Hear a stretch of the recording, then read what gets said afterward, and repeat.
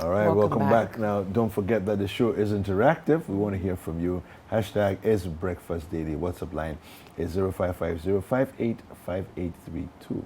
Now, of course, today all the dailies have been buzzing with news from Ukraine and Ghanaian citizens in the Ukraine, largely students and others. You know,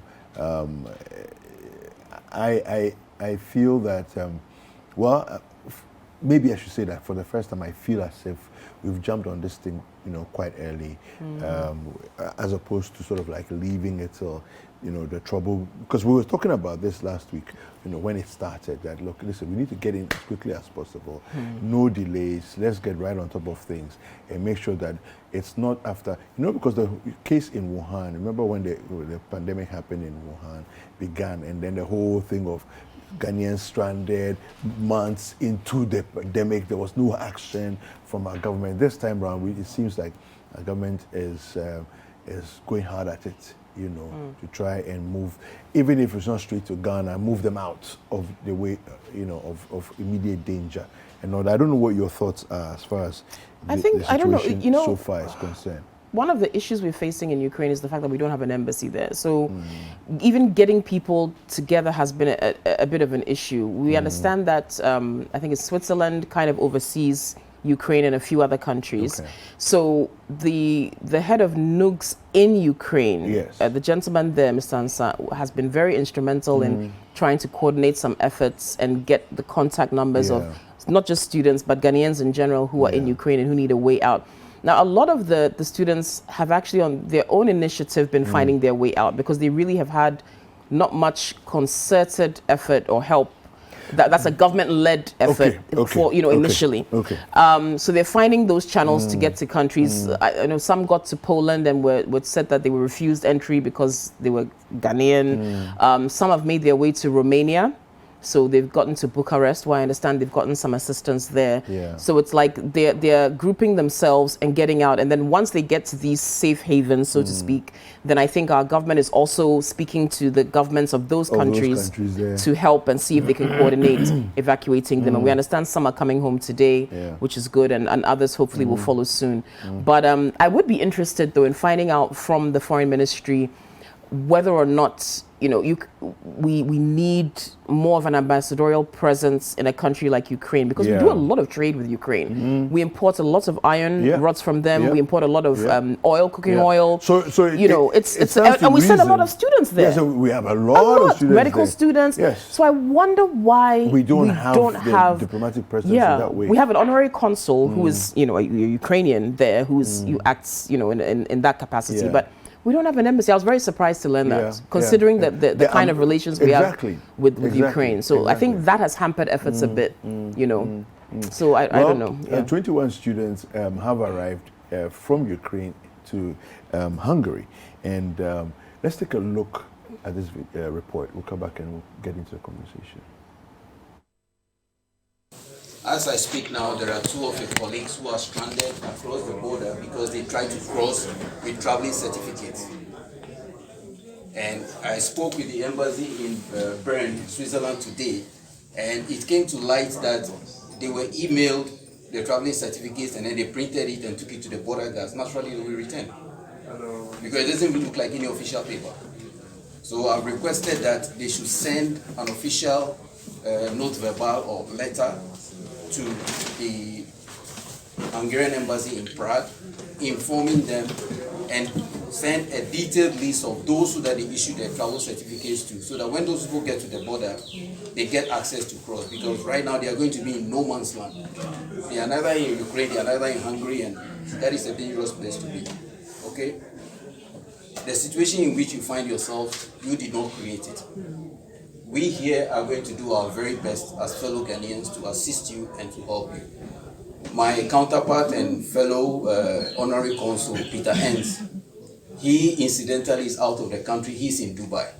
Unfortunately, he's under quarantine, so he can't travel. I spoke with him extensively on Friday and then yesterday also, and we agreed that whatever assistance I can render in his absence, I'm going to do it. So, like, what do you call it? Your colleague Gabriel said, they are going to take your particulars your names, and naturally they will be transmitting these details back to Accra, so that your guardians, your parents, your families at least can start breathing easily. If I tell you the number of people I've spoken to this morning, it's not easy.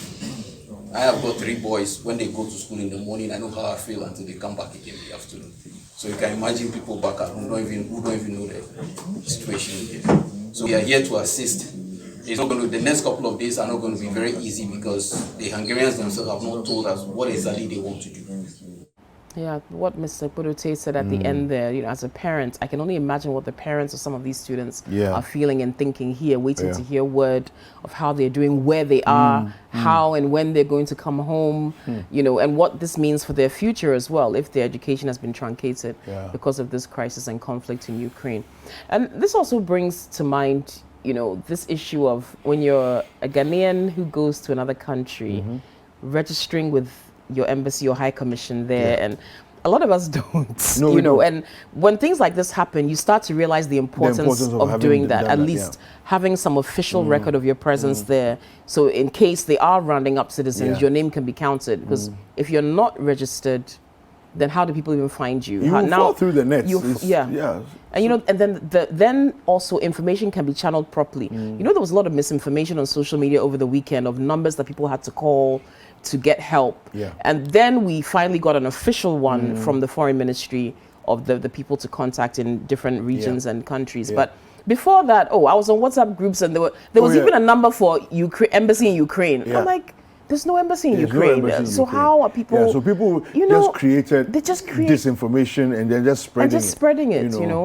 So that channel of communication is so important. Citizens, our representatives abroad, and official channels of communication. And again, registering with our embassies and high commissions abroad. I think maybe more of us are learning why it's important for us to do that. So I think you've hit on a very, very important issue. A lot of us go into spaces, places, communities, and the rest. And when we get there, even though there's a official Ghanaian representation there, we don't identify ourselves and say, I'm here. This is my name, this is where I'm working, and whatever else. But we almost feel as if it's like a Ghanaian thing. You think it's a Ghanaian thing, or is it general? You think so? No, I think it's a Ghanaian thing. Because I wonder if has that Nigerians orientation will never been? Do that. You think Nigerians go and register with their high commission and identify with the local representation there? Just to be known that that we are here, we're together. We're here. Okay. Do you see? And then they even cluster. So you will find that if a Nigerian arrives in Achimota, for example, right? Not only does the embassy know that he's in town, and they will not necessarily know immediately that he's in town, but eventually they will get to know he's in town. But all the other Nigerians in Achimota will get to know that a new guy has come. Ghanaians, on the other hand, we are very different. We don't want anybody. We don't want anybody to know that we are here until trouble comes. Then you're looking for your brother. Looking for your brother. So it's funny. And we're laughing, but what I find interesting is that if you have a Ghana party in town, right? All the Ghanaians will find a way of showing up at the party, but they're still very clandestine about it, and they will not exchange information. So when the party ends, everybody is going to their own place, but nobody knows where anybody else is. No, I've seen it a couple of times. So for me, it's a very, I've seen it personally, so I know how this thing is. But yes, it's important to have links that can get you the assistance you need in times like this. I mean, we are joking, making light, but it's actually a serious thing, because in a situation like this, just imagine, how do you even begin to leave? What and who do you leave with? Who do you live with? I saw one post on social media where a car of students, or they were evacuated or trying to find their way to the Polish border, and they saw another African student walking, and they asked him where he said, he was in a car with some people, and they gave up. So they left him to kind of find his way. Charlie. So they took him into their car. It was a whole adventure, trying to just get out past the Ukraine border, people being pushed off trains because they were African and not Ukrainian. That one too. What's up with that? That's the world. That's the stark reminder that in a lot of places we are still seen as people who are not equal. It's a shame. It's a shame. No. Anyway, let's hear from the Ministry of Foreign Affairs on this. So the minister had a press conference, and let's see what she had to say. Since the Russian Federation and Belarus started military operations in Ukraine on the 24th of February 2022, hundreds of lives have been lost through bombardments. Normal life in Ukraine has also been disrupted for the rest of its citizens, including for those of our compatriots living in Ukraine. The Government of Ghana remains concerned for the safety and security of our people currently in Ukraine. As you will recall, Ghana, in her capacity as a non-permanent member of the United Nations Security Council, had supported calls and efforts to dissuade the Russian Federation from using force to address what it said were its security concerns related to the NATO expansion. We encouraged dialogue and peaceful resolution of the differences between Russia and other parties. We also warned of the humanitarian consequences of any conflict. With the security and safety of our compatriots in mind, we actively monitored the massing of over 100,000 Russian and Belarusian troops on the borders of Ukraine. Like the rest of the world, we accepted the word of Russia that they would or they did not intend to attack Ukraine. On 24th of February 2022, we were stunned by news of the bombardment and invasion of Ukraine by the Russian Federation. I would like to state at the outset that Ghana will continue to unreservedly condemn this unprovoked attack on the sovereignty and territorial integrity of a United Nations member state, and we call on the withdrawal of Russia and the end of the war. We also would like to state that Russia bears responsibility for the security and safety of our citizens, Ghanaian citizens, and we call on her leadership to respect humanitarian law. Government is determined to ensure the security and safety of all our citizens in Ukraine. The ongoing military operations have put the lives of our compatriots in danger, and we have called on Russia to end the war and withdraw. Members of the media, distinguished ladies and gentlemen, Ghana's interest in Ukraine. Relations between our two countries have been steady, and in 2021, the Government of Ghana granted approval to the Ukrainian government to establish a resident diplomatic mission in Ghana in accordance with Article 2 of the Vienna Convention on Diplomatic Relations of 1961. The economic and trade ties between our two countries, with major exports from Ghana, including manganese, aluminum ore, and cocoa powder, whereas there are major imports into Ghana from Ukraine, including iron bars and cold-rolled iron. Practical steps were underway to further enhance our relations. However, the current crisis is bound to affect, for now at least, any meaningful strategic outcomes. Effects of the crisis on Ghanaian nationals in Ukraine. Following the attacks on Ukraine, the latter closed its airspace to civilian flights. The country is considered a high risk to flight safety due to the use of weaponry and military equipment. Also, the European Union Aviation Safety Agency has warned the risk in flying in the airspace near to Ukraine's border, including Russia. Ghanaian students, like all foreigners, including our compatriots in Ukraine, have therefore found themselves in a very precarious situation. Consequently, based on the overall objective of government to ensure the safety of our citizens in the ongoing crisis, directives were immediately issued to 5 of our relevant diplomatic missions in Europe, as well as our honorary consulate in Ukraine, to immediately commence steps to evacuate our willing compatriots. The deteriorating military situation in Ukraine directly impacts on the safety and security of Ghanaian nationals, including about 1,000 students in that country. 27 of these students are on the Gov't of Ghana scholarships through Scholarship Secretariat, while the rest are predominantly self-sponsored students.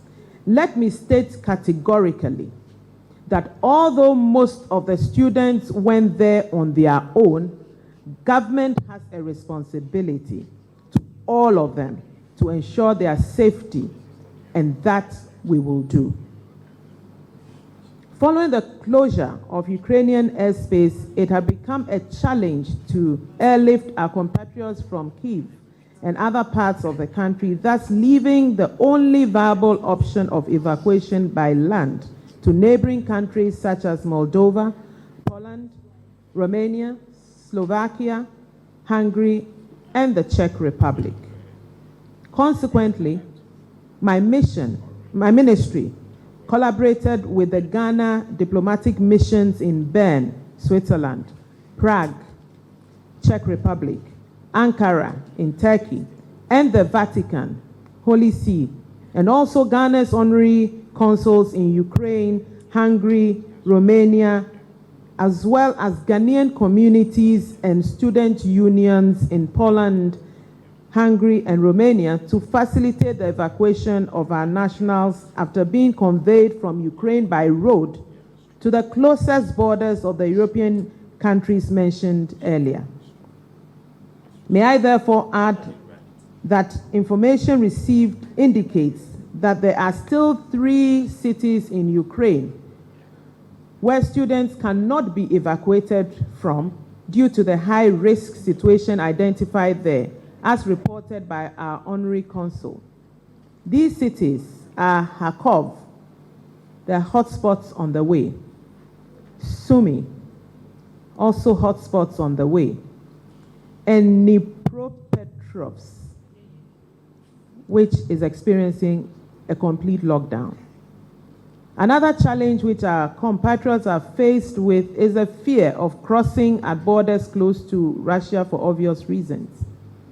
We had requested our diplomatic mission in Moscow to assist with their passage, as it will be unreasonable and dangerous to now start looking for another border to access. Unfortunately, there are reports of incursions at the border called Sumy, which has posed a challenge for about 85 of our compatriots who sought to exit that side of Ukraine into Russia. I'm not saying that they have been attacked or anything. It's just that the situation there makes it quite difficult for them to cross. Steps taken. Ladies and gentlemen, we can confirm that an unknown number of Ghanaian students are reported to have left Ukraine a week or so ago following our Bern mission's advice as the situation was getting dire. Many of them are back here at home in Ghana. So they left early before the situation got very bad. The Ghana mission to Bern issued the statement below, which is also available on our Twitter handle. And I quote, "The Gov't of Ghana has noted with grave concern the security and safety of our nationals, including the over 1,000 students in Ukraine following the Russian military operations across in that country. We urge our nationals to limit their movements in public places as they obtain adequate essential goods and remain in their homes or move to government places of shelter. Please be assured that the Ministry of Foreign Affairs and Regional Integration, as well as this diplomatic mission, and also our honorary consul are all directly engaged with the relevant authorities in Ukraine to ensure your safety and security. End of quote. Furthermore, officials of the ministry held a meeting with the leadership of the Ghana and Ukrainian nukes to brainstorm on the way forward, including plans of evacuation. A list of our students was compiled to facilitate a government-facilitated evacuation. And this information of a possible evacuation was conveyed to the students through our relevant diplomatic missions, also through our honorary consul resident in Kyiv, and also the student leaders to prepare them for the exercise. Having assessed the situation, the students commenced movement by road to the various borders where officials of Ghana's relevant diplomatic missions and honorary consuls are on standby to facilitate their passage into countries such as Romania, Poland, and Hungary. All right, so that's the Minister of Foreign Affairs there briefing a press conference on the situation as it is. Of course, the press conference was considerably longer than that, but just to give you a sense of some of the topics that she was dealing with there. We do have on the line Audu Atinga. We're going over to Hungary. He's a student, a Ghanaian student based in Hungary, and we want to find out from him how things are going there this morning. Audu, good morning. Good morning, Philip. How are you doing? I'm doing well. How are you doing? Very well, thank you. Thank you for joining us on Breakfast Daily this morning. You're welcome. Can you give us a sense of what it's like in Hungary right now among the Ghanaian community? As you have already received some students, you're anticipating more coming through. What's the situation like? What are emotions like? How does it feel to be there? Okay, so far so good. Hungary has been cool, no problem. It's nothing like a stress or something here. Yesterday, the students arrived. Some of them, I think 21 of them arrived yesterday. In Ugati, that is the city in Budapest. So we decided to take them to a place that they can lodge for some time. Then after that, we take them to the place that they can pass the night. So around 12 to 1 o'clock, we took them to the Pentecostal church. They allow us to have a temporary accommodation for them. And when we met the one member from the consulate, Mr. Kobe, in fact, he helped us with the arrangements. But most of the arrangements were done by the students. Of self-financing, providing food and so on and so forth. And we also have some gifts from the Hungarian people. We also provide some snacks and so on and so forth. So in the evening, we transported them to most of the church.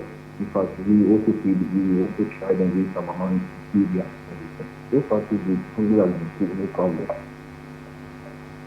How do you? Yeah. So if you can give us a sense, how many more students and when are you expecting more of them to come through to Hungary from Ukraine? And if you can kindly raise your voice as you speak as well so we can hear you a bit better.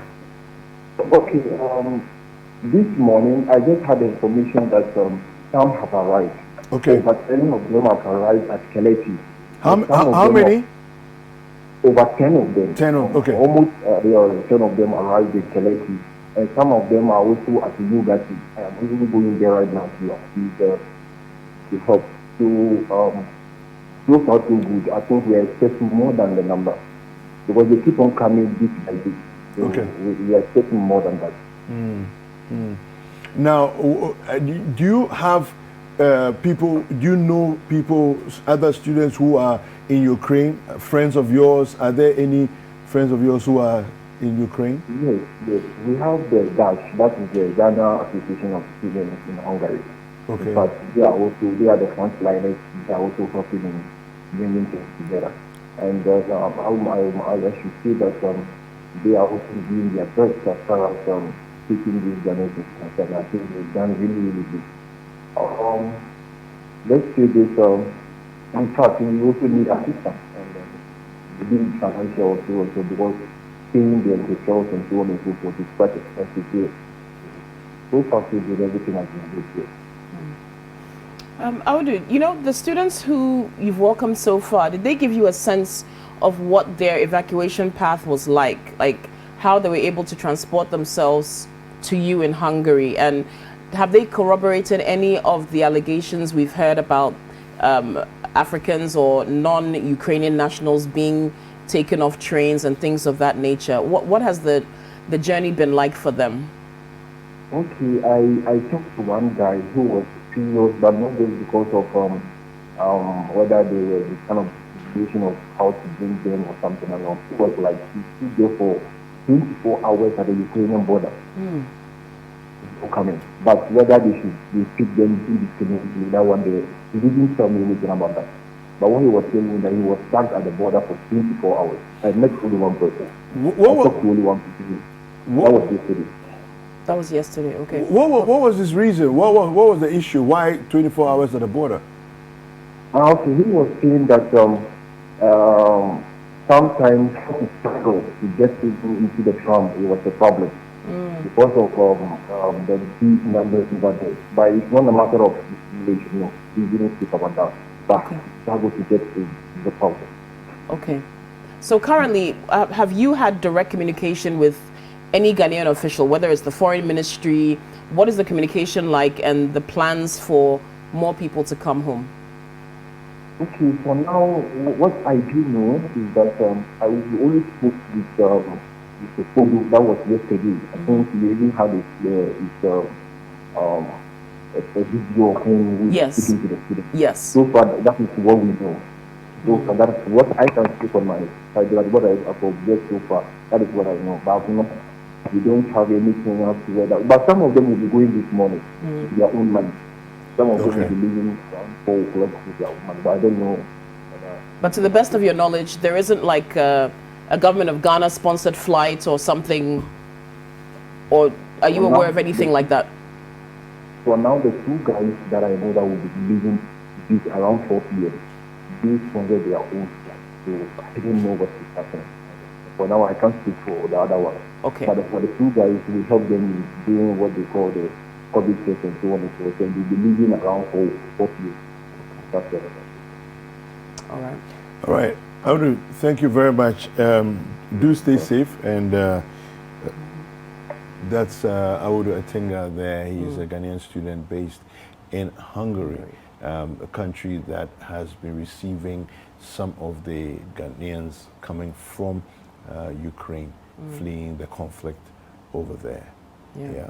It's really nice to see the effort that the Student Association there has made to support their colleagues coming from Ukraine. I mean, they seem pretty organized in Hungary. Yeah. And as you said, this is their own initiative. They've tried to get themselves together and they're welcoming their brothers and sisters. But obviously they have to take care of themselves as well. So they're running out of resources. Yeah. So hopefully, I mean, we did hear from the minister that the government is also doing their parts and working to get to evacuate those who have been affected. So we hope that they'll also get some support for the should we say the shelter that our Hungarian students are providing, or our students in Hungary are providing to those in Ukraine. They need resources. You know that for back in the 90s, and I don't know preceding that period, but back in the 90s, our own Lawrence Tete was a student, yes, you know, in Hungary, and made a lot of efforts at that time to build a strong Ghanaian community and leadership, you know, among the in the Ghanaian community there, you know. So there's since then there's been a long history of Ghanaians going to Hungary and and all of that. So I think that may be one of the things that the government should be thinking about in terms of, instead of flying all the way back here, right?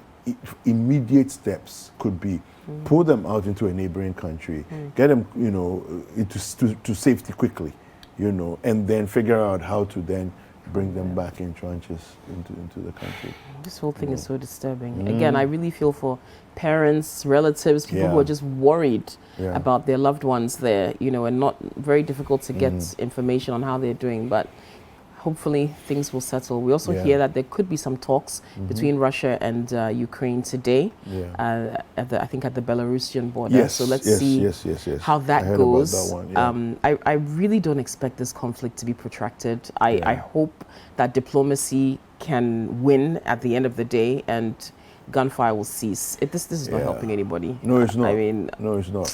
Yeah. And yeah, I mean, like you said, we're hoping that reason prevails, and then all of this thing quickly comes to an end. Yeah, but we're going to take a short break. Don't go anywhere. We'll be right back.